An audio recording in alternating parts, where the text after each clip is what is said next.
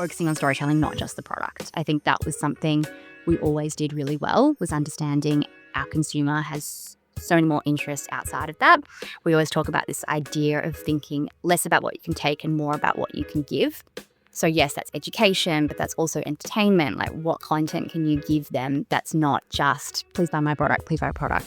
Welcome to Process the Podcast. I'm your host, Arielle Thomas, motion director, social strategist, and founder of production company Cinema Tom, now founder of gummy brand Remy Wellness. This episode is powered by Remy. Take one of them, removes brain fog, allows you to focus. Take two of them, you're good for a workout. I have created them for you guys so that we can all get the most out of our days and live a really fulfilled life. Process is your home for creativity. I speak with some of Australia and the world's most creative minds all about their unique creative process. This podcast was recorded on Aboriginal land, always was, always will be Aboriginal land. As a baby podcast, we are still just doing this on our own, me and my team.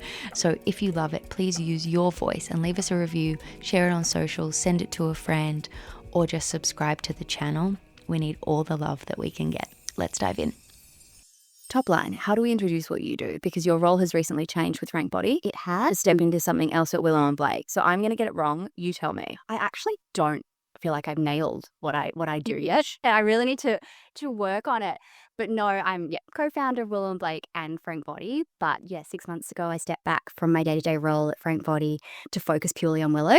So now my role there is managing partner, which I love. And what is Willow and Blake? So Willow and Blake is 15 years old now. Wow. Which is crazy. We always joke it started as a blog, but I think if we were to start it today, it would have actually started as a podcast. I did that too. Cinema Tom started as a blog because I was like, I don't know what this is. Yeah. So there was three of us, Erica, Jess, and myself. Originally, I wrote about fashion, Jess wrote about music, and Ari wrote about food. And we decided to combine that into an website, online magazine called Willow and Blake. And we decided to write about people. So people who inspired us, people in our lives, people who made up. And I guess similar to yourself, we had, more of an informal approach to our interview style. We took our time, we really got to know the people, and our writing style was not limited by any editorial standards or like a house guide. So we could say whatever we wanted, which was great. Yes. And I think because of that, people really resonated with the tone of voice. And so from there, we started to get freelance requests for writing, and we decided to turn the blog into a copywriting agency. And so we launched purely as a tone of voice, copywriting and social agency. Yeah. At the time, there was a lot of creative agencies, a lot of advertising agencies, no one focusing on the written word. So I still think that is our team's superpower.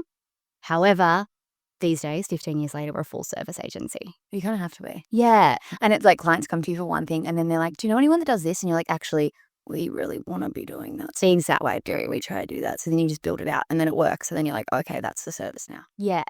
And I think like a lot of entrepreneurs, kind of that control freak comes out. Yes. Now we actually have more designers than we do copywriters, right? Which is hilarious. And we do everything: brand strategy, naming, tone of voice, visual identity, websites, packaging, campaigns, and social, sort of our breadth. We're a team of 10, which we like that size. That's a good size. Yeah, it means we're big enough that we can have set project teams for each job, but small enough that we can all collaborate and brainstorm together. Yeah. Whatever category we do end up working in, we become experts in that category. Yeah. So the first part of our strategy is obviously the onboarding, really getting all that information that's in our clients' heads into ours, doing our own market research. And it is amazing how much you can learn. Yeah. But that's why I think when we talk about what our niche is, we often think more from a consumer perspective. Yeah. And so women who is what we understand, is what we know. Yeah. And our team is predominantly female. And so that's kind of the category. I think a lot of our brands come to us because of Frank Body, which I'll get into in a second. But it's everything from people like Dish, July Suitcases, Kevin Murphy. Then we have a lot of startups. I think we've kind of got two categories. We've got people who come to us and they're starting a business. Yeah. And often it's the founder's second business, or they've got a little bit of funding. And we do everything from the strategy, the naming, the tone of voice, the full rollout. Yeah. Then we have our rebrands, which we're loving and I think is becoming a really important category for us as an agency. So that's those brands that have been in market for 10, 20 years, and they come to us either because they need to remember what made them unique in the first place and how to stay culturally relevant now, or they come to us because things are not going well and they're yet to tang something because they're on the decline. Yeah, okay. And they know they need to to mix things up. And sometimes they're too afraid to do that internally, and you need that external perspective to take a bird's eye view. Yeah, like this is what we need to fix. Then we have our campaign clients and our retainer clients. So July Suitcase is a good example of that. We work with them on a retainer basis, doing all of their social content, end-to-end management for that. Right. Do you guys create all the content for them? No, we do a mix. So a lot of it is curating the campaign imagery that they've already shot. So we don't have photographers, videographers, etc. Yes. Okay. But we do all the lo-fi. So all the phone, all like the video, the stills, and all the TikTok content. Yeah. And obviously all the copywriting. And then mashing it up. A lot of the time it's taking the more high quality or high production content. Yeah. And then making that relevant for social. Yeah. So putting a unique spin on it. Yes, of course. So in this 15-year journey, when did Frank Body come to be? Oh God, 2.5 years in. So yeah, when we launched, we were very small. It was just Jess, Ari, and myself. And, it was the hustle. We worked our butts off. We did so much work for free, and we slowly grew. We got to the stage where we were creating these amazing brands for our clients, but we still had this challenge of people being, and we still have this challenge today, of clients being afraid to take a risk. Yeah, or do something really bold. And so for us, we were like, what would it be like to have your own brand, have full creative control? And so we decided, to do a consumer goods brand as a case study. At the same time, my husband and one of our good friends, Alex, they were really interested in starting a business as well. So it's actually Steve, my husband, who had the product idea. But it was interesting. We really started with the platform and the consumer. Mm-hmm. So we were doing social media for some of our clients, seeing these brands grow really quickly on Instagram. So we knew we wanted to create a product that we could market through Instagram, targeting women like ourselves that were interested in health and beauty, the ones that were thinking about what they're eating, and we knew that you think about what you're putting in your body, you're going to start thinking about what you're putting on your body. And he had these two ladies come into his cafe. They asked for the old coffee grinds, and he said, of course you can have them, but what are you using them for? They said they were using it as the body scrub. He told Jess and myself, we were like, oh, that's really interesting. Looked online, there was a whole bunch of DIY recipes, but no one actually doing it. Yes. So very traditional startup story. Literally made the product on the kitchen table using the coffee from the cafe downstairs. We lived up the cafe at the time. Oils from my beauty cabinet, salt and sugar from the kitchen cupboard, mixed it up on the kitchen table, got in the shower, felt ridiculous. They were like, oh, this feels amazing. There's something in it. Yeah. So the boys, Alex and Steve, really took the lead on the operations, logistics.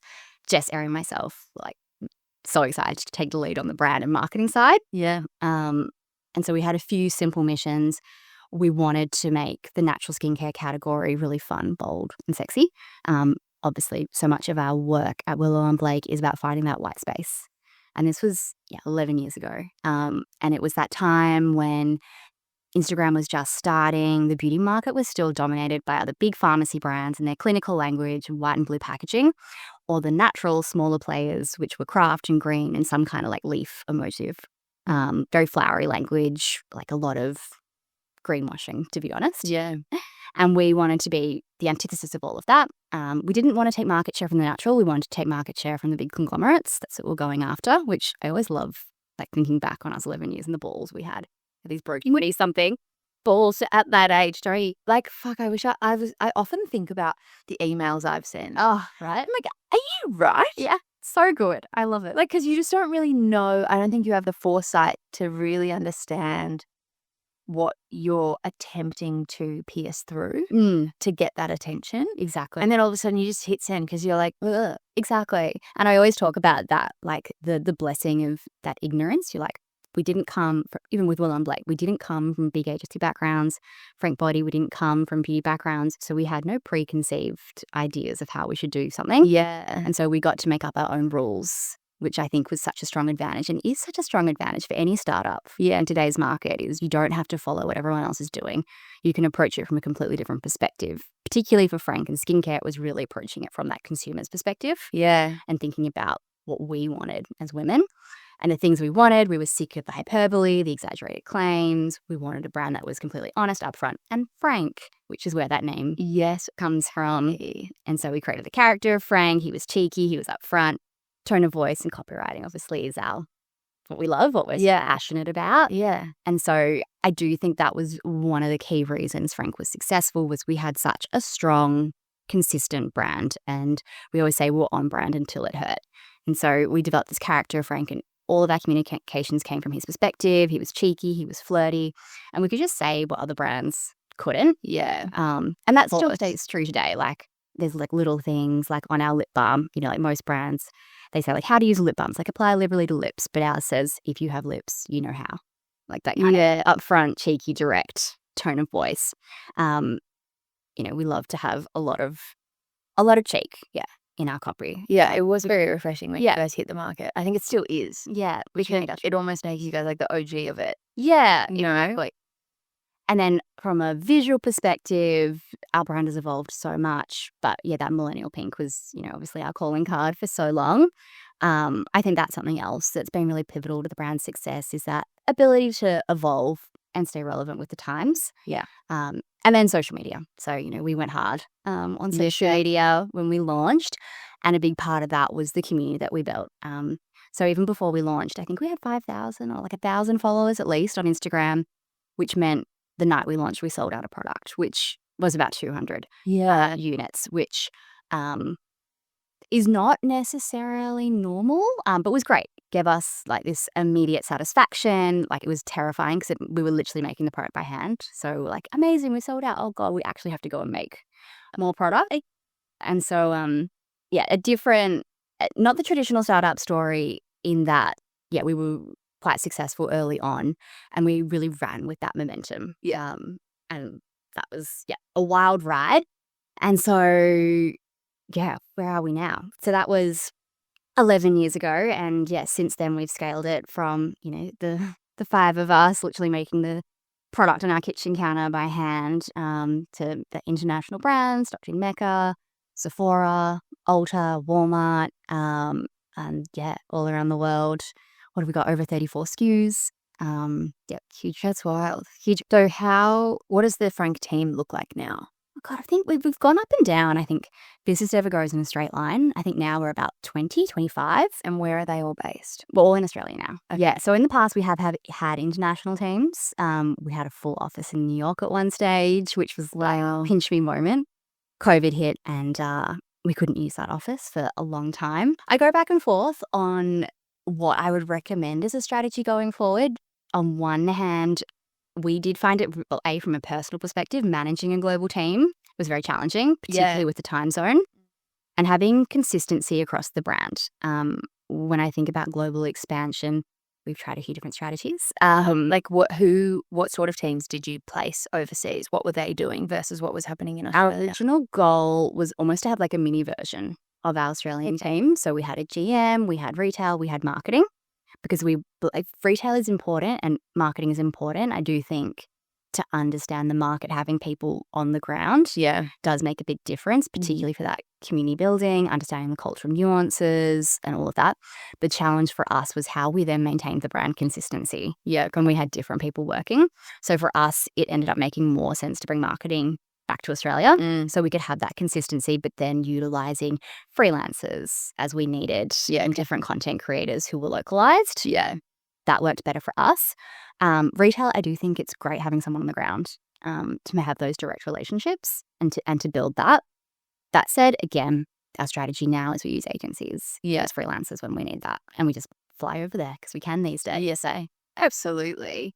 So great. So when you took a step back from the day-to-day from Frank, and now what is the role now that you Managing have? partner. Managing partner. Okay, I was trying to think of it before, like the wording to be like, okay, that's not day-to-day, but that is bougie and like overseeing vibe. Yeah, so where is the team based in Australia? All over and working remote, or are they in Melbourne or All Sydney? Melbourne, yeah. So basically, the reason behind it, been doing both.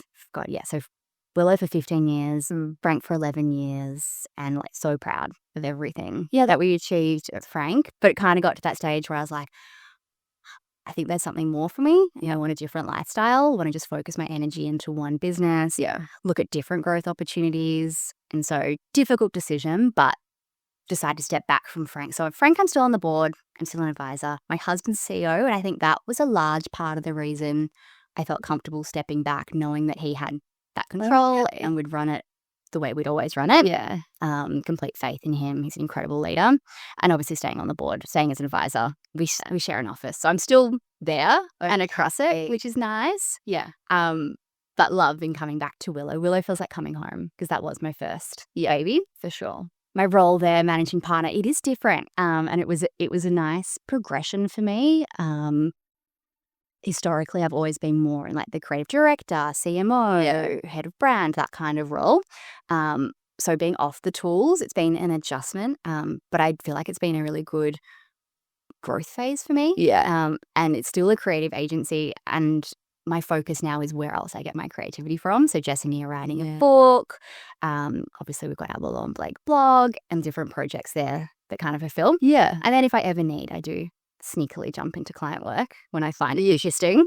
The area I find I can add the most value is the strategy section. I do miss the creative rollout, but if I ever miss it, I just get to look over people's computers and give my unsolicited feedback, which they just love over their shoulder. Yeah, for sure. So speaking of strategy, if you were to do Frank Body now, oh God, what I do differently? Yeah. I love this question. Yeah, it's a hard one because so many things I would do differently and so many things I would do the same. Yeah. And also so many things worked because of the direct timing that you had. Like social media was on the grid.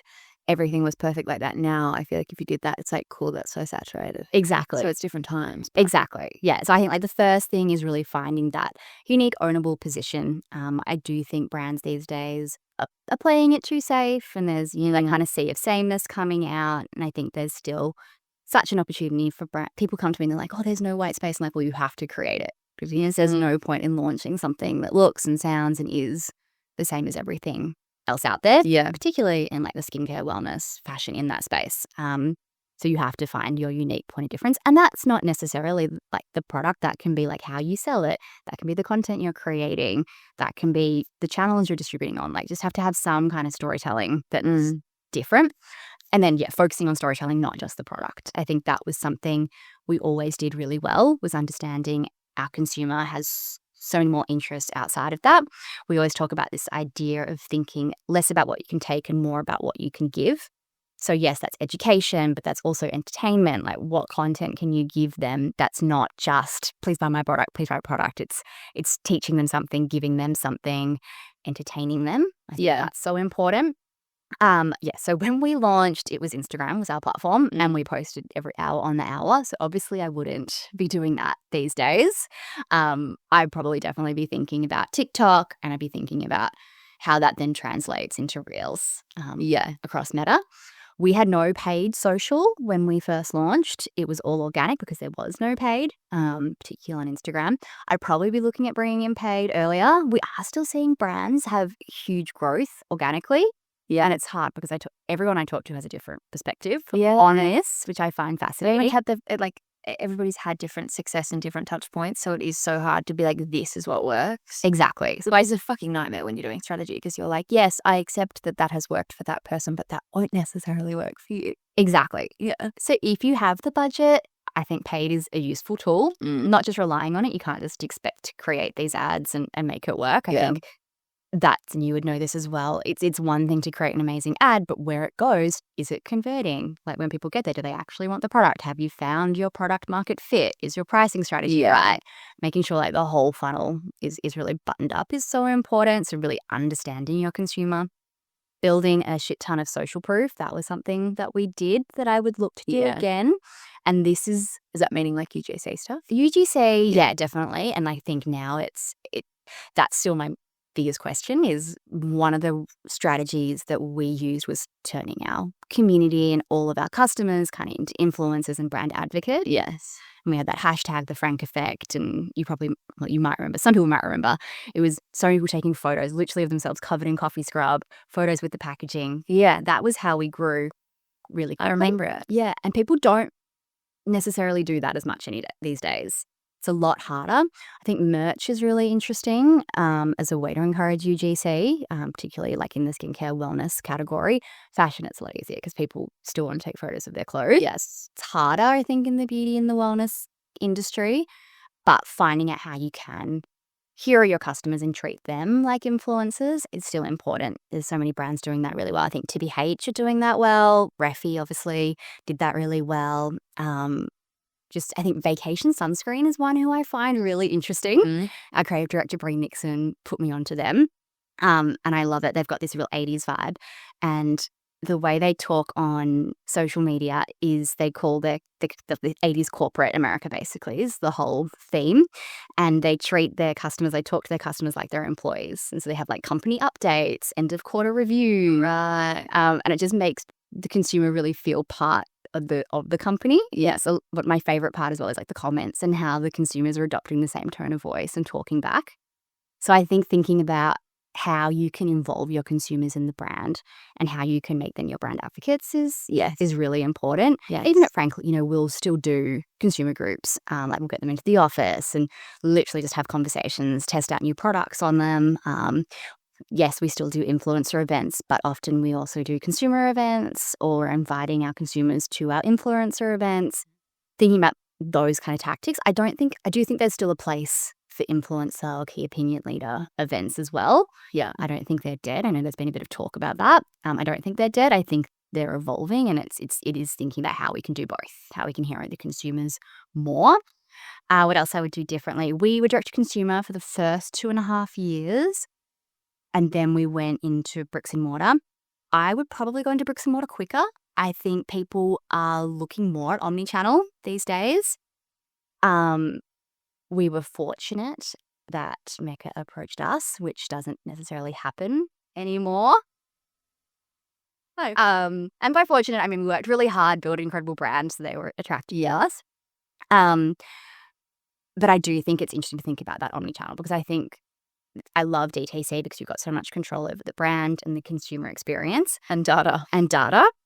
But I think people do like being able to go into a shop and purchase something, and it gives you credibility, even if it's online. Like Adore Beauty, I think, are doing incredible things. There's an extra element of discovery. So I would consider omnichannel probably sooner. What else would I do differently if I was to launch today? Like if you use Remy as an example. What have you seen? Remy is an edible gummy. You take one for focus and energy, 2 for a workout. At the moment, I'm like, because I'm so busy, I'm fascinated to talk to you from this gaze as well, because I can only see what's on my to-do list. Yeah. In launching this, Yes. I also only have 250 units. So mind you, I'm not looking for that like paid advertorial spend yet. I'm not doing anything with PR. I'm not doing any gifting beyond very, very close people that I more want feedback than I do a pick on stories. I don't necessarily have the time or the trust and product market fit within myself to be like, okay, because obviously, as you would know, doing units up front when you've got your manufacturing in place, that is such an upfront expense. I'm really in this chapter, and my personality type, I go all in, and I just love it. I put like bumper bars up almost. I'm like, no, we're not thinking about 3 months ahead right now. We're just doing this right now and giving this all I've got. But I know that there would be immense value in having somebody like you who may have seen an Instagram video at best of what I'm doing, zooming out and being like, wow, you've really got an opportunity here, because I know that I am first to market in this like Pilates pre-workout. So I guess 2 prongs. How did you make sure that you guys were executing the way that you were executing in a way that had speed behind it to make sure that nobody else came and did what you did? Like those, like, was it intimidating, I guess, from the point of view of you were disrupting those bigger brands to make sure that L'Oreal didn't come out with a scrub? We had Was that terrifying? We had heaps of copycats. And I think, initially it is upsetting. Yeah. But it was good in that it forced us to be thinking bigger and to be always progressing. The thing we always talk about is they can copy your product, they can't copy your brand. And if you build that brand loyalty, it's much harder for them to steal your consumers. So really focusing on that, trying not to get distracted by them. Like, God, we had so many copycats early on. I think you still do. Yeah, we still would. And it's, focusing more on your brand and that NPD. It was one of the pivotal moments that forced us to be like, are we going to be a scrub brand? Are we going to be a beauty brand? Yeah. But like, no, we're going to be bigger than that, when we're going to keep innovating. And as you said, I think the benefit of a startup is speed.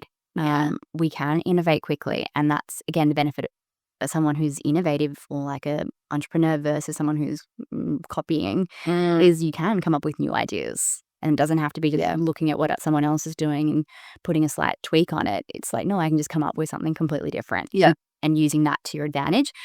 Yeah. And that's so important from everything, from marketing, from product development, from a brand perspective.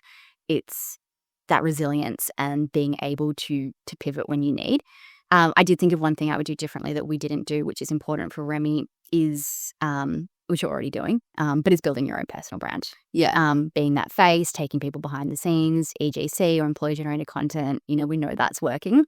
When we launched Frank, we were step behind. We want Frank, the character, to be the forefront. If I was launching today, I do think it's more relevant to have a founder and people want that person. How much would you have shown, do you think? Oh, lots. Yeah. Really? Yeah. Like all the ups, all the downs, failures, all there. Yeah, I think people want to see behind the scenes. I think it's also what you're comfortable with as a founder. Yeah. I don't necessarily believe in this sort of forced vulnerability. And like there's certain things that I think you can keep private. You don't have to air what you don't want to air.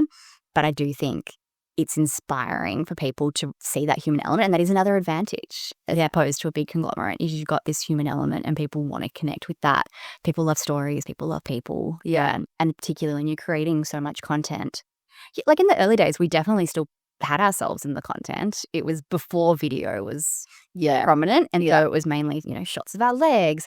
And we'd go and put like the scrubs in different bathrooms. Like if I go to a friend's house or I go to a hotel, I always had scrubs with me. Yeah. So I'd be putting them in the bathroom. I'm doing that. So so it just looks like it's everywhere. You got to do it.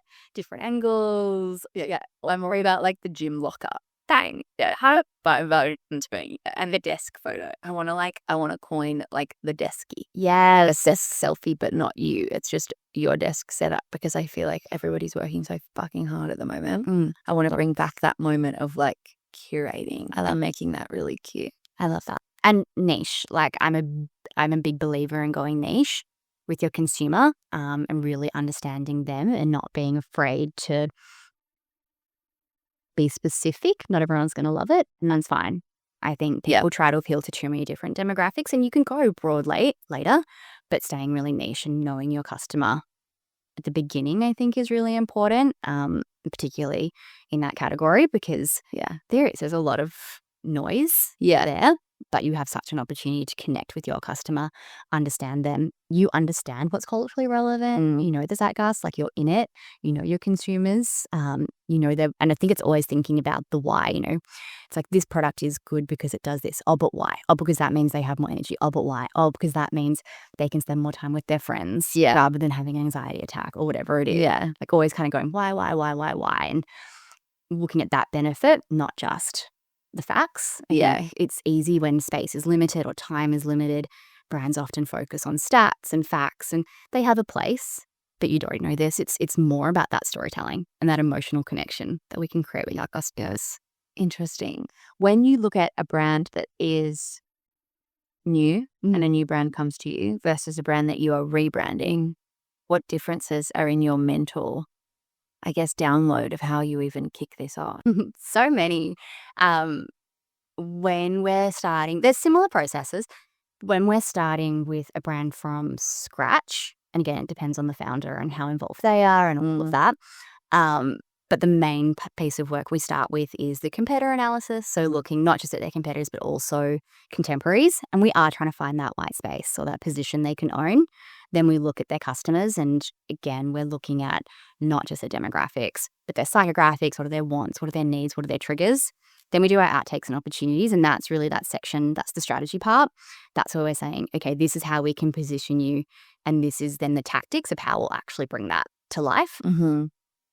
When we're looking at rebrands, a lot of it's is partly stakeholder management. And so it's getting all of the insights and all of the data that the brand already has. And that gives us a really good picture. It's amazing if they've got data so that can tell us, do they have brand awareness? What are the brand cues that are actually relevant that we need to keep? So let's think about, I don't know, like a skincare brand. They've got their logo, they've got their tone of voice, they've got their fonts, they've got their colors. We might look at their packaging and trying to work out what other key identifiers that people know, like, is their logo is generally important, but are the colors important? You know, for Frank, for example, we're like, cool, how much do people think of Frank and think of pink? Can we evolve that? The typography, I think that can be, imagery is a really important one. We're always trying to evolve imagery because I think that can get outdated really quickly in brands. And then it's using that data and getting all of the information that's in the key stakeholders' heads into our heads, so then we can identify what are the actual opportunities, how far can we push this? Generally, our job is to push the client further than they probably would like, and then they can pull us back. So for some brands, it's a slight tweak to the visual identity. Like we might just change the logo slightly, we'll update the fonts, we'll keep a similar color palette. We might introduce a secondary or third color. They've just got one hero color. Imagery, often we like to update. For other brands, we might be like, great, we can throw all of this out and we can start again from scratch and do a complete overhaul. It's really case by case dependent.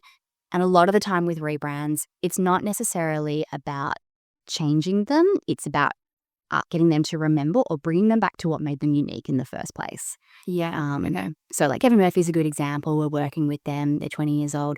Incredible brand, incredible founder. And when they first launched, they were so disruptive in the market. 20 years later, and their unique positioning has been crowded. Everyone else has been copying what they're doing. And so it's not changing them. It's just really bringing them back to what they were when they first launched, making it culturally relevant 20 years later. Are the main kind of differences. I think as well, we can be more bold with a startup because there's nothing to lose. And that's something we then try to instill in our rebrands is we still have to have that risk it for the biscuit mentality. Totally. But again, it's dependent on the brand. Like if they're a brand who's got 15 years of brand equity and they've got 15 years of customers who are loyal to that brand, we don't want to necessarily lose them, but then we want to make sure we're still updating the brand enough that we're attracting new customers. And I think sometimes people can get fixated on not losing customers and forget about acquiring new customers. Yes, for sure. I want to ask about Sheila because you guys did that. We did that. What package would you call that? That was from scratch. Yeah. We launched with, to be honest, actually wasn't across this job as much. But yeah, we worked with them on the brand strategy, the naming, tone of voice, visual identity. How do you feel when someone like me comes along and brings that to life? Oh, have you seen all those? Yes, yeah, they're great. Like, how did that feel? Brands are living, breathing things. They're not made to be static. They're made to evolve. They're made to have different interpretations, particularly from a campaign perspective. Yeah. Like, yes, there needs to be an element of consistency in a thread, but you don't want every campaign to look identical. Yeah. And so I think it's amazing when people work with different creative talent, particularly like even when we do our campaigns, we're not always working with the same videographers or the same photographers. We're looking at different talent because it's bringing that fresh perspective. So yes, the main thing we always try to do is ensure we have incredibly detailed brand guidelines. Yeah, it was. But make sure they're adaptable enough and they're not static and they're not rigid. They're not holding a brand back. They're made to be evolved and they're made to grow with the brand. Yes, absolutely. Your PDF that I went through meticulously to understand what Claire wanted this to be was so detailed. It was great. Yeah, and I think loved it. I do think a lot of it is around those foundational steps. So the feeling, not just like use this color, don't use that color. With the feeling at the moment of Willow and Blake, and you said you've got 10. Yeah, 10. Who is responsible for making sure that the team are on their creative A game? I think it's the whole team. I think definitely our creative director, Bree Nixon. She's obviously a head of creative. But when we think about creativity and how you inspire creativity in a creative agency, it has to come from the top. But culture obviously is lived and breathed through the team members every single day. So for us, when you first walk into the office, my life motto and one of our guiding principles is risk it for the biscuit. Yes. So that's on a custom artwork. So it's the first thing you see when you walk through the door. Yes, it's in our onboarding documents. The other line we live by is the only thing scarier than a new idea is an old one. And we instill that in everyone and all the work that we do. But it's not enough, I think, just to have that written down in your onboarding or in your guiding principles. You have to encourage everyone to literally live it every day. So that's partly the hiring and making sure we are hiring those people. Our team is so creative, so ambitious, but they're not cookie cutters. And we're very intentional with that. Like everyone is being hired for their individual talents, individual thoughts. Brand and marketing is such a reflection of culture and society. And so we intentionally make sure we're hiring people who have different beliefs. Interestingly, I think one of our other points of difference as an agency, we like to say we build brands as if they're our own. So obviously Jess and myself and Bree Nixon, our creative director, have Frank Body. It's our experience. So we're in-house. And so we know what it's like to build a brand from the ground up. We know what it's like to be in the weeds of a brand. Similarly, we have team members from Swiss, from Specsavers, from Bondi Sands, from all kinds, from the Memo, Strange Luxury. So, and then we couple that with other team members who have big agency experience, like Clemengers and McCann, Studio Round. So we kind of get the best of both worlds, where we have all these different ideas from all the different backgrounds coming into place. And as I said before, we're a smaller team, so we can have team brainstorms. And again, Bree Nixon is incredible at this. We really foster a culture of trust. So we're hard on the work, but we're never hard on the people. So we want everyone to feel safe to put forward their craziest, most risky, boldest ideas. And it's scary putting out your ideas because they are there. They come from you. They come from your brain. They come from your heart. And so it can be scary to put them out. And so we're always fostering this idea of trust, and there's no such thing as a bad idea. We started a thing at Cinema Tom called a vibe check. Oh, I love that. And it's like, gives everyone the opportunity of like, okay, cool, here's the brief, we'll vibe check in an hour. And it gives me an opportunity as from a managerial sense to make sure that they are on track and we haven't lost too much time in the day to an idea that is not aligned. But it also creates this like full padding that if it's wrong or it's not aligned, Exactly. it's so fine because we'll just steer you back because it's a vibe check. It's not a delivery of where you're at. 100%. And it's so crazy how just changing words can wrap up somebody's creativity in a level of comfort that is so much more relaxed for them to peruse. Because essentially when they get a brief, they're literally going away and perusing the internet. Yeah. Like that's usually what they'll do. I don't know if it's like Post-it notes or whatever they're doing, but it's so interesting when you, like, and you said top down, but making those choices to make people feel so comfortable is so, it's so fun when you're like, how do I get the most out of you guys? Exactly. And I like that idea of vibe check because it's not, let's have a formal presentation where you take me through the fully fleshed out idea. That's not how we work. And I think it's interesting, something we've been trying as well. Obviously, we spend so much time on the internet. We've been trying like no computer workshops. And like literally encouraging people. We get big sheets of paper and we just like write down ideas and we'll be like, okay, fill this page with, you have like a territory and we're like, this is the territory. Write as many ideas as you can. Okay, cool. Here's another piece of paper. Here's a new territory. Here's 5 minutes. Write down as many ideas as you can. Yeah, because like, how many briefs have you been in where people are like, oh, I've seen that on socials. Hang on, let me find it. And all of a sudden they pick up their device and then you've lost them. Exactly. That's such a good idea. Different ideas. Getting out of the office. We love a walking meeting. We love a walking brainstorm. I think, as you said, like being barefoot. Like we try to be this agency. I remember me and Jess, my co-founder Jess, used to have this fluffy rug and she called it her cloud. And we'd sit on the cloud in the office for our brainstorms. And we'd literally like lie everywhere. And I think it's unconventional, but creatives, if you try to force a creative to sit at a computer in an office and be creative, it just doesn't work all the time. And so we're very cognizant of that. And we're like, if you need to go for a walk, if you need to go sit under a tree, if you need to like go home and have a shower. These co-working spaces creating breakout areas. We're not being that cliche, though. We're actually onto something. 100%. Exactly.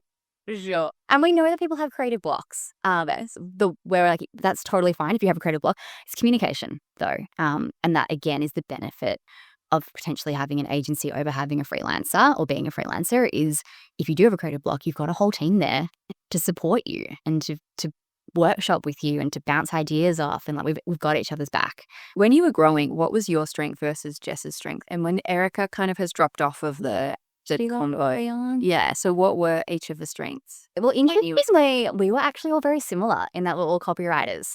And that's so a good and bad thing, I think. And we've worked hard now on delineating our roles to make sure we're not having too much crossover. But it has also been a strength. I remember like in the early days, we were just so brutal with our feedback to each other, which was great because we could jump in and like literally kind of just hand over and take over. It'd be like the same brain almost. Yeah. That said, I do think as we've gotten older, we've identified different strengths. I'm trying to think now what I would say different strengths are. I would say Jess is stronger in marketing. Her role at Frank was a lot more CMO focused, and she's gone into this beautiful new phase where she's really going back to her roots of writing and enjoying that beautiful creative privilege. But I always say she's a creative with a business brain, and she has an incredible ability to take data and interpret that in a creative way, and interpret a brief super quickly. She's also super fast, whereas I am more of an overthinker. I would say I'm more detail oriented and people oriented. So I really like to lean into more of the HR side. Yeah. We're both, I think there's that transition you go through where you go from being the head, the all-star athlete to being the coach. Yes. And I think we've both gone on that journey. And that's always like an interesting, you're probably going through that now where you go from being the one who does all the work, has the creative idea, and then you go to being like the coach who's like encouraging and nurturing that team. Yeah. And that's always an interesting transition. So now I make sure I hire people who complement me. Yeah. For example, I am not organized. I have to be for my role, but I would describe my style as more chaotic. Yes. And so I intentionally hire people who balance me out, who are those really organized. Like my business director, Madeline, she is incredible. She like runs such a tight ship. Yeah, juggle emails. There, right? Sherry. Onto it. Hey girl. So she manages all the clients. I always say that she speaks corporate, which is something I'm still learning how to do. Mm-hmm. Founders, head of brand, I can talk to them all day. Yes. Love them. Corporates, still learning. I'm just like, to speak in plain English. Yes. That makes so much sense. So I guess when you empower a team, I would love to know about that moment where you guys started to scale and do that. Like where you are going from the person or the all-star athlete in your words to the coach. Even writing my team's to-do lists for the day of what I need them to work on, mini briefs for each of those tasks, because I'm so close to the client. Yeah. It's so hard to step away and loop them in to do something end to end. I feel like I'm the holder of the umbrella and they're individually doing my prongs. Yeah. The brolly. And I'm like, oh my God, this takes so much energy to keep you guys on track. Yeah. How did you go doing that to then the handoff? Yeah, I think it's such a tough transition for any founder or business owner. And even now, I do still sometimes struggle with it. The way I always explain it to clients is you don't want me on the job. You honestly want the team, because my focus is now so scattered across so many different things. I don't have the time or the energy to give each client the love and attention that project needs. Yeah. And so that's why the team, they will pour all the energy into it. It's a trusting and letting go. Because if you want to grow and if you want to scale, you can't double handle, you can't micromanage. You have to trust your team, hire amazing people, onboard them really well. And then there is that leap of trust. Yes, you'll be there to catch them. Yeah. And I think there's that period where you're sense checking. But like, for example, Bree Nixon, who's our creative director, I don't have to look at her work. I just know that it's amazing and she's better at that than I would be. Same with Madeline. Like, they're my heads of department. They've got it. I know that they will reflect me in a positive way. And they don't take that lightly. They know that they love the business as much or the brand as much as I do. And we've all built it together. What was that transition for you like, going from, okay, now I'm a coach, into being like, oh, here's a head of department. That's what that role would be. Being like, what kind of salary is that? Okay, cool. Let's get one of them. And figuring that out. Like, how early did that happen? I think our journey is always so up and down because of Frank. And so I think that forced us for many years. We were so busy there. We were just sort of flying by the seat of our pants. Yeah. And so it meant that we had to look at who we could hire at Willow and Blake to make sure that ran really smoothly. Particularly then as well, Jess and myself have both taken mat leave. We've already had 2 babies. And so we knew early on that we wanted to do that. And so we were like, okay, we need to start preparing the team for us to literally not be here. Yeah. And so I would say God, when did I have Ned? He's 5 now.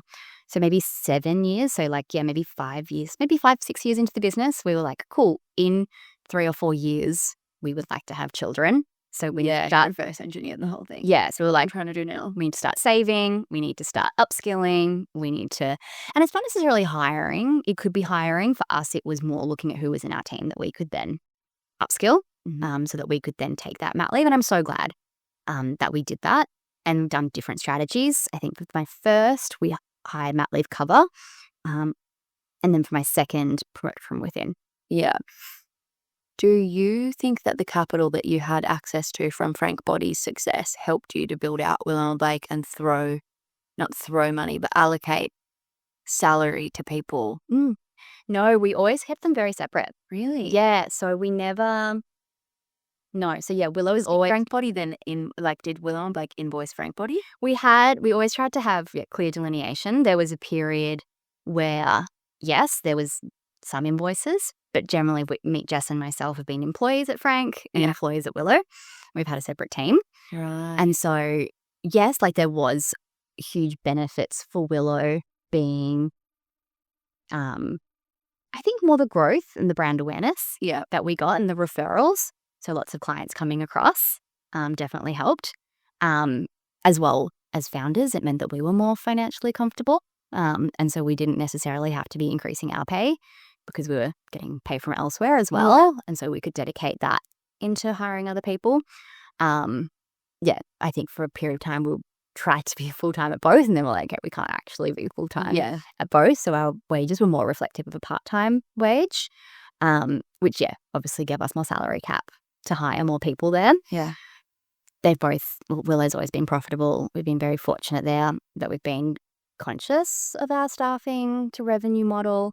And managing that. Tricky to learn. And scaling creativity is a beast. It is. I find it really challenging. I like it's funny you say that because it's always our thought process. We're like, we want to get bigger, but we don't get too big. Because I do think there's that sweet spot. And if you get too big, you need too many middle management. It starts to eat into your profitability. And I do love this idea of a boutique agency and how you can maintain such a beautiful relationship with your clients when you boutique. I never want to get too big. But I do think there's still more room for growth. And so with hiring, and again, it's so funny. Like I think we've changed our strategy with hiring so many times. I think you have to have a good balance of juniors and seniors. And I love juniors because I love their fresh perspective and I love to see them grow. Equally, you need enough seniors who can also mentor. I think that's a really interesting one for us is making sure there's enough time for upskilling. So something we always do is all of our team members get their own training budget that they can utilize however they want. So that's one-on-one mentorship, going to conferences, whatever it looks like. That's cool. Then we do lunch and learns. And so that's getting in experts to upskill in a particular topic. Then we do our end of year training where we, that's where we spend most on like an inspirational speaker or like some kind of workshop. And then outside mentorship is something I think is really interesting. So as we are a smaller agency, we don't necessarily have enough seniors for the juniors or enough, even for the seniors, enough mentors above them. And so I look externally to see if I can find mentors for them because I don't have enough time, unfortunately, as much as I would love to dedicate to that. And I do think there's still so much you can learn from having someone just really invest in your career. And we always say this like feedback is a gift. And so it's so important to make sure you're always giving feedback. Clear is kind. That's our other kind of go-to. Yeah, I love that saying. Right? Just like being so clear with your expectations and making sure it's understood. Like it's one thing to communicate. It's another thing for that communication to be comprehended and for them to actually understand it. So double checking that you've communicated clearly and then equally they've understood what you want them to do, I think is super important with your team. Do you get people wanting you to be their mentor? Yeah. I get a lot of requests to mentorship and done a lot of mentorship over the years. It's always a challenging one, working out how I fit it into my schedule and make it really meaningful. But I do, like I did three free mentoring sessions earlier this year, and they were so rewarding for me and I think for the people because they learned. Like I think I'm I'm so passionate about helping that next generation grow. It's just finding out how I can fit that into my time. So focusing on mentoring my team, actually focusing on making sure I have time to do that. And then if I do have additional time, making sure it's really beneficial. I find it works best for me when people have very specific questions. Yeah, it's so much easier. Just like, what do you want? Exactly. Rather than the moseying, like, hey, would love to get to know, like, you're not dating. Like, what are you doing? Exactly. Yeah. I'm in this phase at the moment being like, who do I want surrounding Remy and Natasha Nicolau, who has Conserving Beauty? She's so beautiful, so great. She set up a board really early on because she had quite extensive investment in her business, and then she gave them a small equity gift. So there was skin in the game to be involved.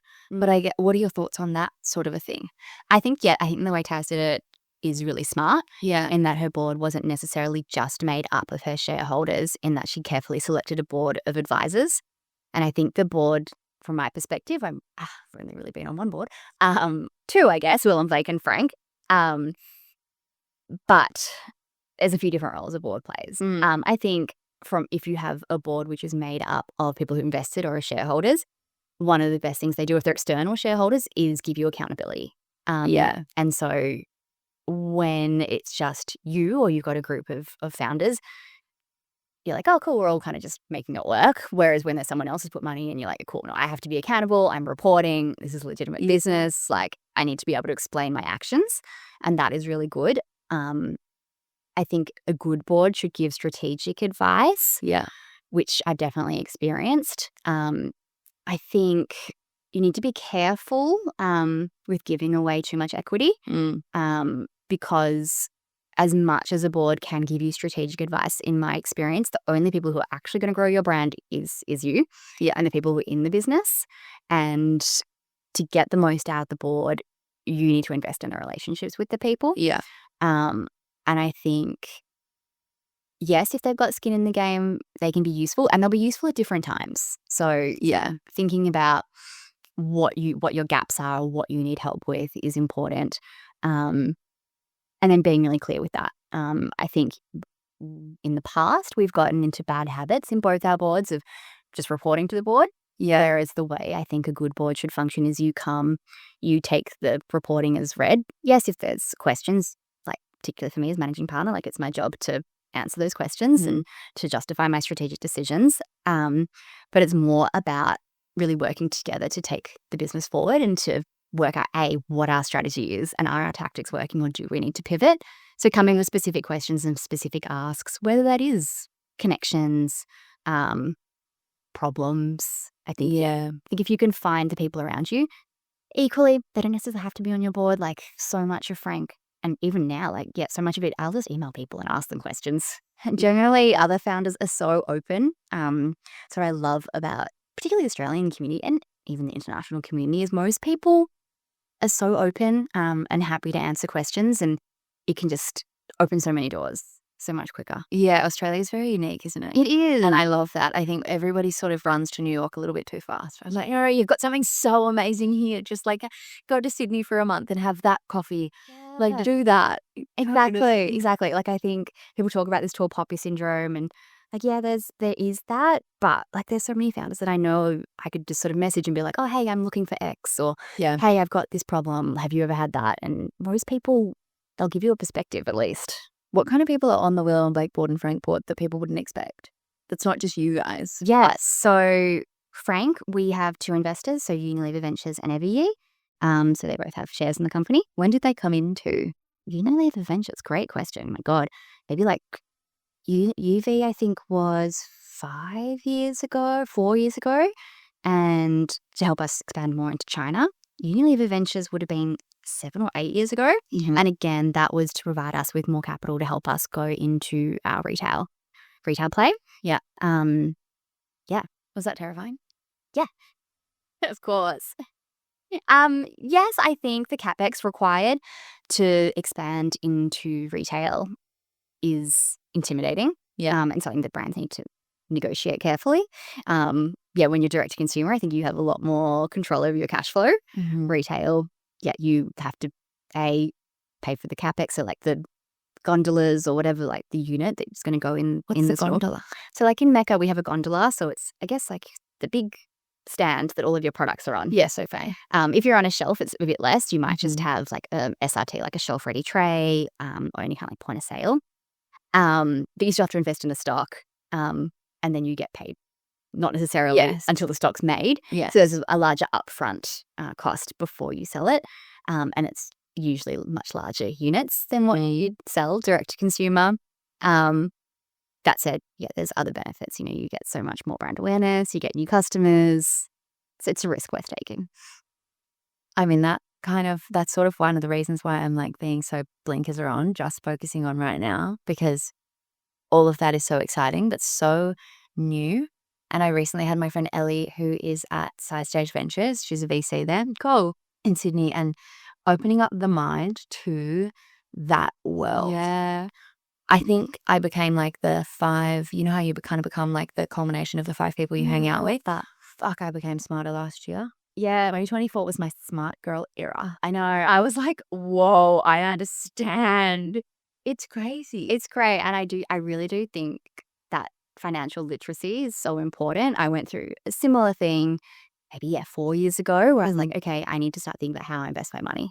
Yeah. So that's looking at, personal investments. I do a little bit of angel investing, investing in funds that I find interesting, and then having a wealth management company who manages my share portfolio, and learning how you can make your money work harder for you, I think is like so important and something that I'm still learning. But important to go through that process. And as you said, like having more of those conversations, and just asking questions, because it's a whole different world. And there's this fear that if we don't talk about it, then we'll never learn. So I find it funny. Like I'm always putting myself out there. Like we have these meetings, and I'm like, I don't understand half of what they're saying, but I'm like, I have to go and I have to listen. Yeah. And I have to educate myself, because if we don't put ourselves in those situations, we don't give ourselves that opportunity to learn, we never will. I want to ask you a personal question, and you can say no, you don't want us to answer it. Yeah. When you started Frank Body with your boyfriend at the time, or husband at the time, and now obviously he's the CEO, when you think about shares and investments and all of that, did you separate those in a way that it's Bree's? Bree has a little pie off to the side just for herself? Good question. Or is it all those investments in the share portfolio that you think about, is that a joint? We're all joint. We're all joint now. Right. I think for many years I was conscious of that and kept everything separate. I think I do still, like I have my own accountant, and my husband has his own accountant. Okay, interesting. And that's intentional, because it's important for me to have that independence. Yes. And to do my own tax return, to make sure I understand what's going on in my own tax, and my own income. So we're very collaborative, and we obviously have 2 kids. There's so much property, and we're so in it together. But equally, I'm always very conscious of making sure that if I ever needed to, I'd be okay on my own, and I understand what's going on in my finances. Yeah, because I'm my boyfriend's helping a lot with this Remy launch, and I'm like, I don't know what to do. Yeah, but no, like in terms of our shareholding, like in Frank and whatnot, like we have separate companies. Like I have, my own company. He has his own company, and we have a family trust as well. Got trusts all over the place. Yeah, they're so helpful, and everyone's like, "Well, you have a family trust." I'm like, who doesn't? Exactly, but no, we have combined, and we have certain ventures that we go in together, certain ventures that we separate. Yeah. But we're very good at communicating. I would say Steve has a higher risk profile than I do. I found that very interesting. What does that mean? So, like, my life motto is risk it for the biscuit. And I think as an entrepreneur and in branding, like taking risks is important. Is he more risky first? But he likes to take more risks. Okay. I think since having kids, my risk profile became more conservative. Yeah. Because I've got more to lose these days. So when it comes to making investments, he'll be like much more comfortable investing a large amount, whereas I'll be like, well, that makes me feel anxious. Let's invest a small. Yeah. And so making sure we're very open about those conversations is just important, so that we're not over investing, and making sure I'm comfortable, he's comfortable, We're comfortable as a family. Amazing. Yeah. In the entrepreneurial journey, there's obviously, it's very extensive for you, but you are still quite young. What lessons have you learned that you think are absolutely crucial for aspiring brand builders? Ooh, God, so many. What do I think? What are the most important lessons I've learned? If you have never asked the question, the answer will always be no. So I guess that goes back to what we said before. Is there anything that comes to mind about that? Oh, God. Like when you say that, is there like an example? I think, well, maybe it's a good example. When we wanted to launch our FMCG range for Frank Body Every Day by Frank Body. So that was my main project I worked on. Yes. For Frank, and I was like, I wanted to go into grocery. Yeah. And so, but I was sort of fearful, I think, of grocery. I was like, oh, I don't know how, if we can go into it. But then I was like, no, we have to do it. And so we pitched and we got in. And it worked out.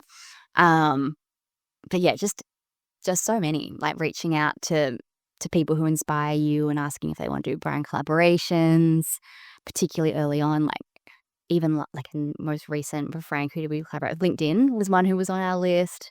And we were like, oh, I don't know if like a brand like LinkedIn would ever want to collaborate with Frank Body. And we're like, well, let's just ask. Yeah. If we put out that concept, that came back a yes. Early on we did a collaboration with Uber. These big companies, if you come up with a creative idea, people are often really willing to collaborate. We say, if the door closes, you've got to pry open a window. And so you've got to be ready to pivot and you've got to be resilient.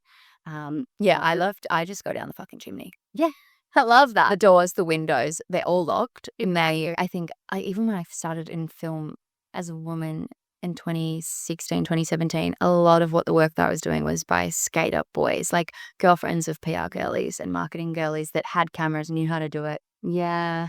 We're making that work and we're sort of just like vlogging cool shit. Yeah. There weren't women making fashion films. Oh my God, I was a fucking chimney sweeper. At one point you have to be. It's crazy. Exactly. You have to be so resourceful to get in that chat. Yeah, exactly. And I think just having that tenacity and that ability to evolve, there's this, what is it? Darwin's species of theory of evolution is like it's the species that survive are not the strongest, are the ones that are most able to adapt to their environment. Yes. And I love that from a brand perspective. One of our other clients, Dish, I think they've done one of the best rebrands of all time. We helped them evolve their tone of voice and their messaging. How long has that been in the works for? Oh, years. We didn't do the actual visual rebrand. We just did the tone of voice and messaging to complement it. And just their success has been crazy. You look at the before and the after and how they've been able to adapt to meet the current market expectation. Yeah. And just blend in so seamlessly with the zeitgeist is just, I think that's incredible. So being adaptable to change, resilient, risking it for the biscuit. They're all my tips. And globally, what advice do you have for brands that are established here but are interested in global presence? Yeah, gosh. Okay, so I think we went global at Frank very quickly, and a lot of our clients at Willow and Blake are either Australian brands looking to go into the US. Tower 28 actually is a wonderful beauty brand we worked with recently who've gone the other way. They just came from LA and launched into Mecca here. Again, worked with them on their tone of voice and defining their messaging. For the Australian market or just in general. Wow. But it timed well with their launch into Mecca here. Yeah. I met them when I was in LA for Frank. And so we've had a lot of experience going both ways. And I think, yes, you need to adapt your tone of voice and your messaging to be relevant to the market. So, certain words and certain phrases just won't translate. However, you do need to maintain a level of global consistency and try to maintain as much brand equity as you can that's going to translate. For example, when we launched into the UK, we had a saying at Frank that was like, no pants are the best pants. But in the UK, that doesn't translate because pants means underpants. Right. Which obviously doesn't work. So you need to be strength testing and conscious. Did you find that out? Did you do it and then you... I think our PR agency, they say, right, let us know. Yeah. So like, I know you guys are risky and you like to be a bit cheeky and risque, but we think this might be crossing the line. Yes. They're like, we say trousers. I'm like, no, trousers are the best trousers. Doesn't quite have the same ring to it. I would go slow. We probably bit off more than we can chew. America is, like 52 different countries in one. Yeah. And so focus be quite specific and don't try to take on the whole of the US at once. Go slowly, find really good brand partners.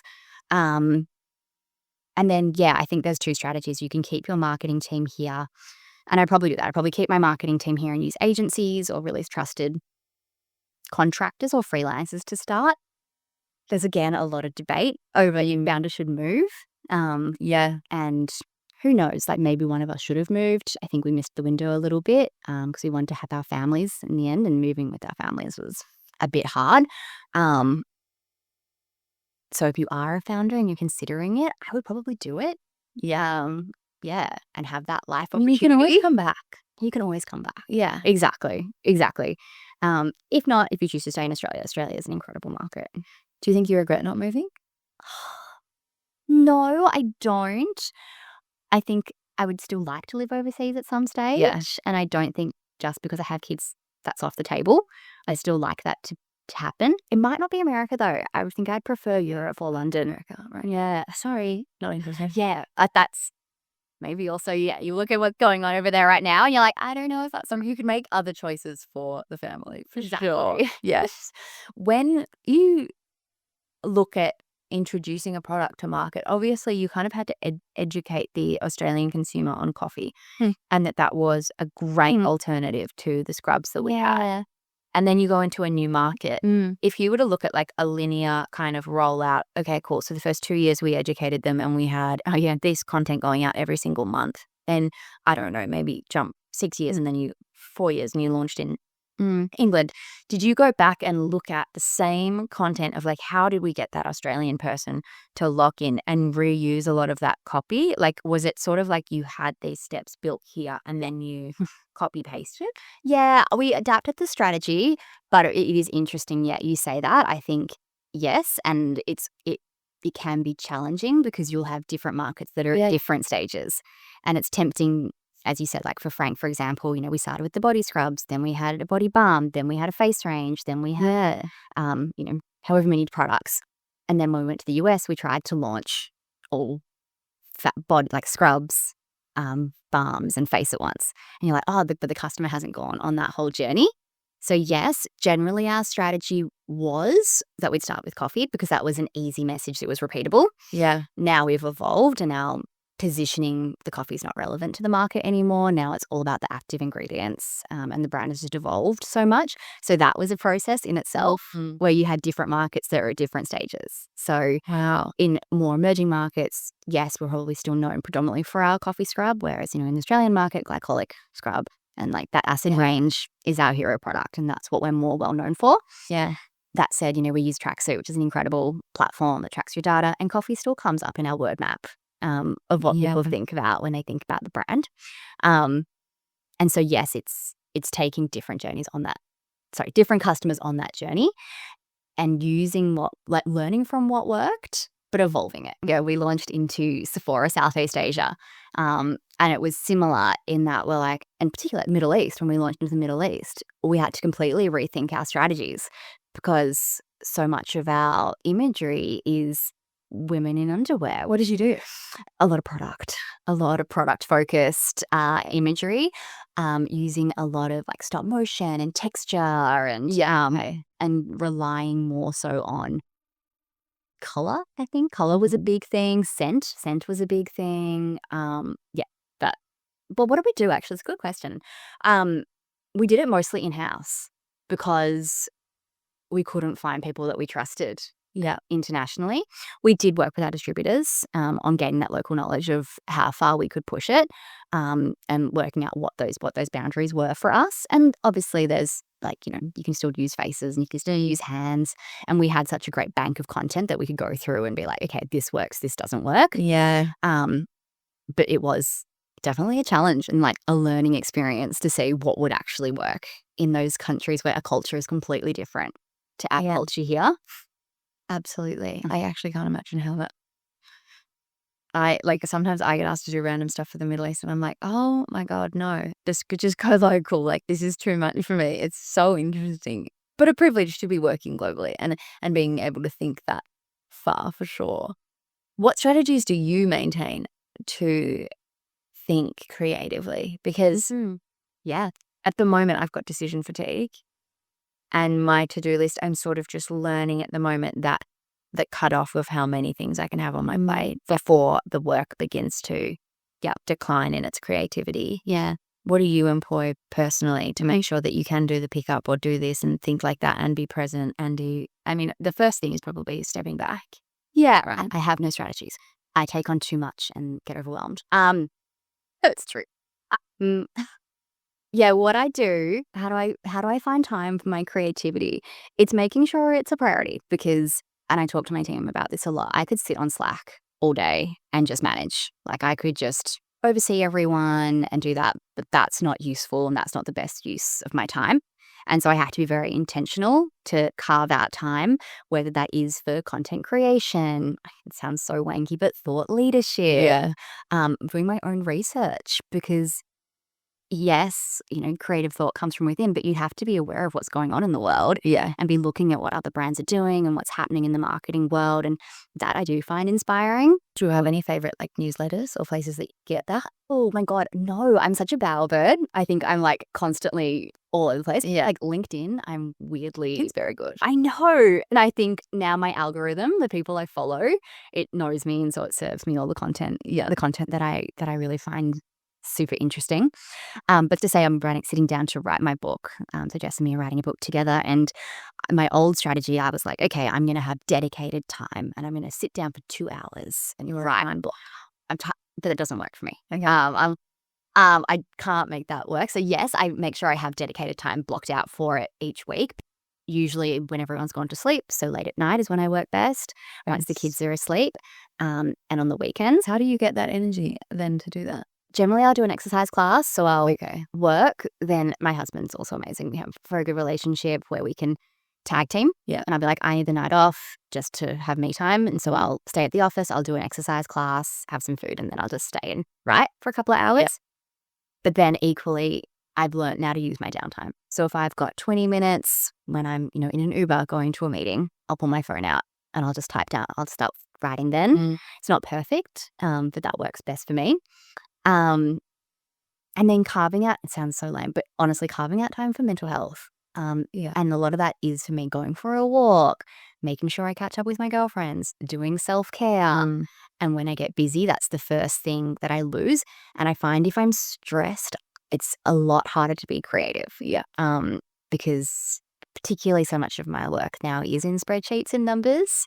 And that can like sizzle your brain a little bit. And so you need to have that time where you step away from your computer and you spend time in nature, or you do some exercise, because all the research is right. It actually does make you happier.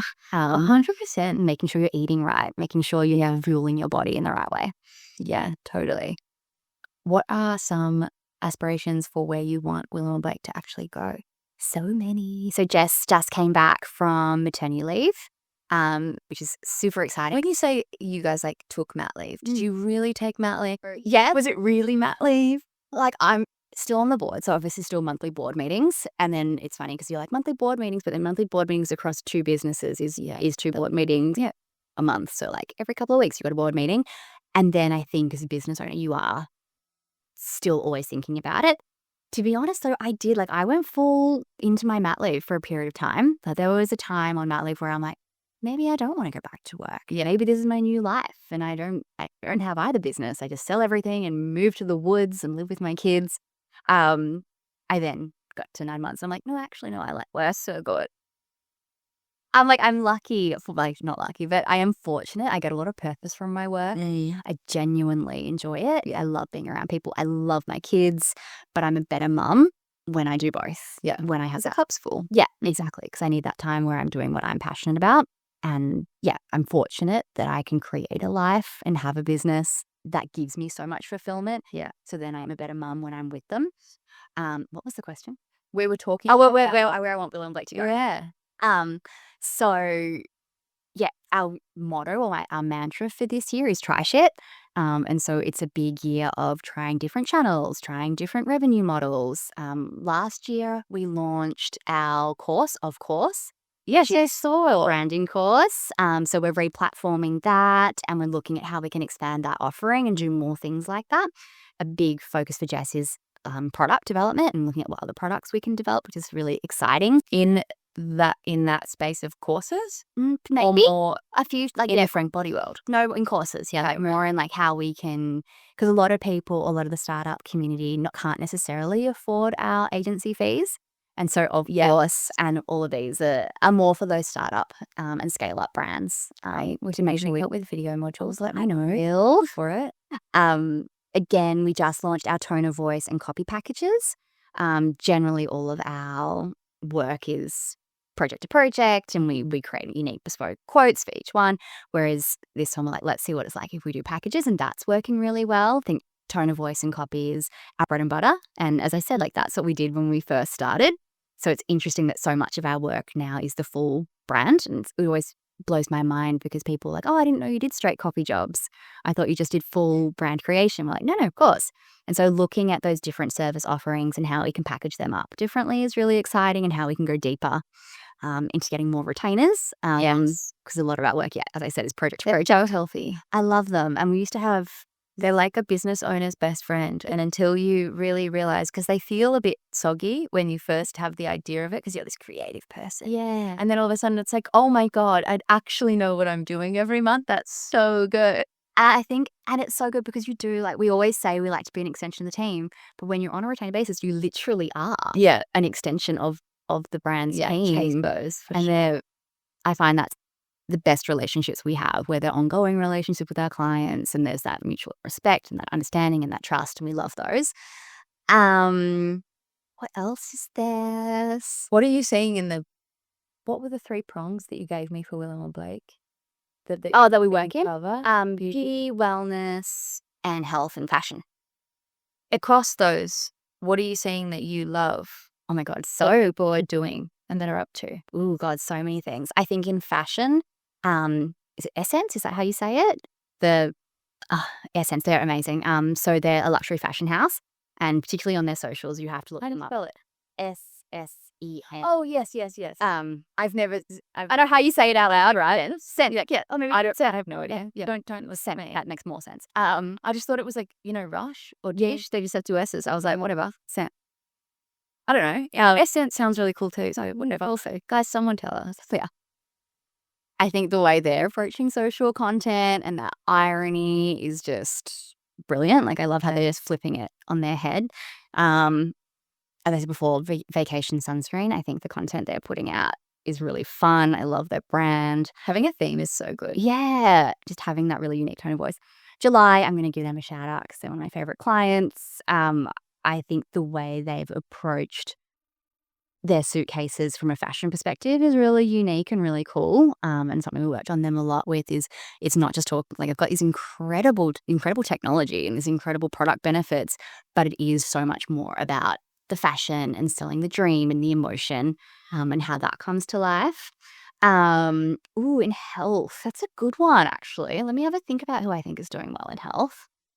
Me soon. Yeah, exactly. No one's actually coming to mind. Back a few months and you were like, oh, and totally. Like Poppy, obviously everyone's talking about Poppy at the moment with the pro-sale for sure, which is just like that does blow my mind. And the fact that, she's had 3 babies while building that business, is incredible. Yeah. So there's a lot. One day I'll get her on the pod. Yeah. No, I should. And then locally, Nala. We love Nala. And what they're doing in the fashion. Are you guys trying that? No, just friends with Chloe. Yeah, and I think we have a similar Skip for the Biscuit life motto and approach to marketing. I was supposed to do their launch campaign and I couldn't do it. I got really sick and I couldn't do it. And I was like, fuck. And I knew who they were going to get. I knew which director they were going to get to. And we're neck and neck for a bunch of jobs. And I'm like, as I would have loved to work. And their first ever deck was what we were working from. And it was so cool. And I was like, God damn it. Anyway. Oh no. Yeah. Next time. I think they've done, really, really cool Yeah. stuff. It's so disruptive too. It's so great. But amazing like lineage. She's obviously got such great support Oh, yeah. and for those that don't know, her family have come from a wealth of brassiere and undergarment knowledge. So she's taken it and been like, oh wow, okay, she's standing on the shoulders of such integrity to then move it forward to Gen Z and the appetite that people actually need. It's unbelievable. Yeah, exactly. Love that brand. 100%. And then Dish, obviously, again, another client shout out. I just think their perspective and what I do love as well, what you spoke about, is how they have taken our tone of voice guidelines and live and breathe them. Yeah. And they roll them out so well. And we spend a lot of time onboarding their team. And so every time I get an EDM from them, like, yes, they're using it, they're doing it. And so that's been incredible to see. So you guys have a couple of initiatives, if you will, for female entrepreneurs, or you're doing, I know I sometimes get some ADMs and some little things about like, I don't know if it's lunches or dinners, but they're more intimate things that you guys are doing. And I guess you could call them initiatives. Yeah, definitely. And I know that that's one of your priorities. 100%. Yes, It's also probably a way for the listener to connect with you. definitely. Yeah. So I think, and as well, it's funny actually when you talk about that in terms of creative outlets. One of my values I added to my list this year was connection. And I always say this, I think the older I get, the more I'm like, maybe connection is what life is all about. Yeah. And having those in real life moments. So we have 2 initiatives. The first is our lunch society events. They're more intimate lunches, and we generally categorize them. So maybe the last one we did was for health and beauty brands, because that's our niche. And it's founders, CMO, head of brands, and it's these lunches. We get people to come speak. So we had Rach from York Street and TBH, and then we had Swiss as well, and we do a bit of a Q&A. Our topic was standing out in a sea of sameness. But it's more so about just getting all these women in a room or people in a room and getting them to connect. So we do them. We're looking at doing them. We were thinking quarterly. Now we're thinking maybe biannually or 2 a year. It's hard. It's a lot of work. They are a little work. We love them. And then the second one we have is called Future Grounds. And that's more for our rising stars.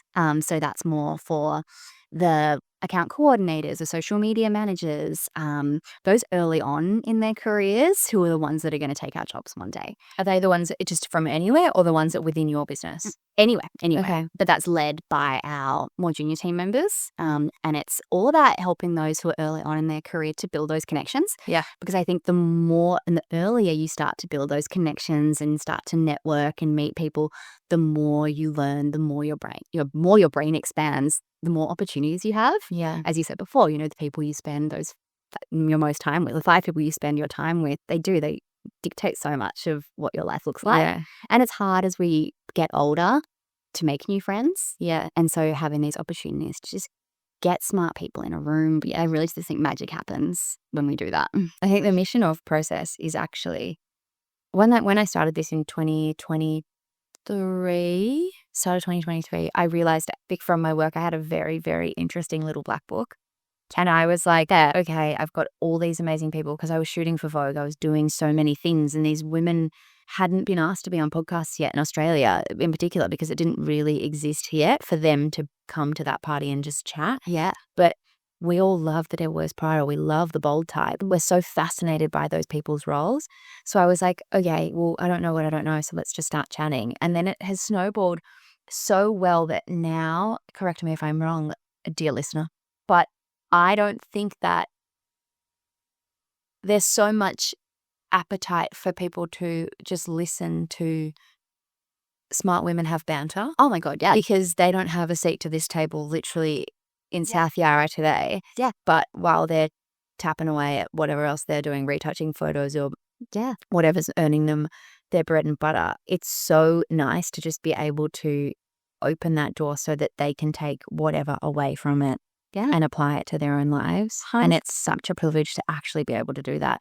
The episode with Ellie, I don't actually think did that well in terms of listenership, but it was such a privilege to be able to have a VC to yap with, to talk about how that even worked. Because in the off chance that the listener is like, holy shit, I didn't know that. Like, wow, that's how it works. Just so, because I think the expansiveness of the mind, you don't know what you don't know in these circumstances. And with that what is the name of the younger program? Future Grounds. Future Grounds. It's wild how formative these things can be. Oh my God. 100%. Just because you don't know it and then you step into it and then all of a sudden it's like, exactly. And I think, your podcast in particular, but podcasts in general, when you think about mentors, like I feel like mentors don't actually these days need to be people you've met. no, not at all. Because you can listen to the Chase them down and just be like, where have you been? Yeah. But you can listen to this podcast and you can, like, that's what I always think when I do one of these. I'm like, if someone just takes one thing away, then it was worth my time, because it's one thing to sit down with people and do this one-on-one chat. But when you do chats like this, it's like one to many.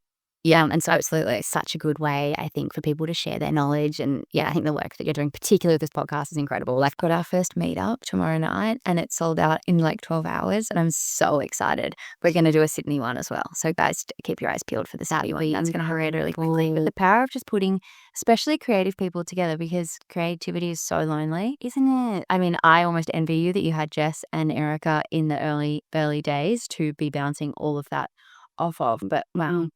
Oh my God, I'm so excited for you. I just feel like those in real life events, they're so fun. they're so fun. And the energy. Crazy. Yeah. Just how like when you're with somebody and then their presence can just rise you. It's crazy. Yeah, definitely. I feel like I always get a little bit nervous before them. Oh yeah, why have I done this? And then afterwards I'm like, we did it. Yeah. It was awesome. People came and they enjoyed themselves. I never sleep after those. I'm like, wait, I replay like every. Then you have this ocean in my head. Yeah, I know. But it's crazy because you can have all those little things, and I'll always be like writing notes like blah, blah, blah said this, blah, blah, blah said that. Yeah, totally. Well, we've been orbiting around each other for quite a while. And I'm so glad that we got to do this. So good. Thank you so much for having me. Of course. Thank you so much for coming. That brings me to the end of this week's episode. If you loved it, I'd love to ask you a favor. Could you please share it with a friend, subscribe to this channel, like it on socials, or leave us a review, any of the above that feels right or easiest for you. We are still a baby podcast trying to make our way in the world, and we need all the love that we can get. I'll see you next Sunday.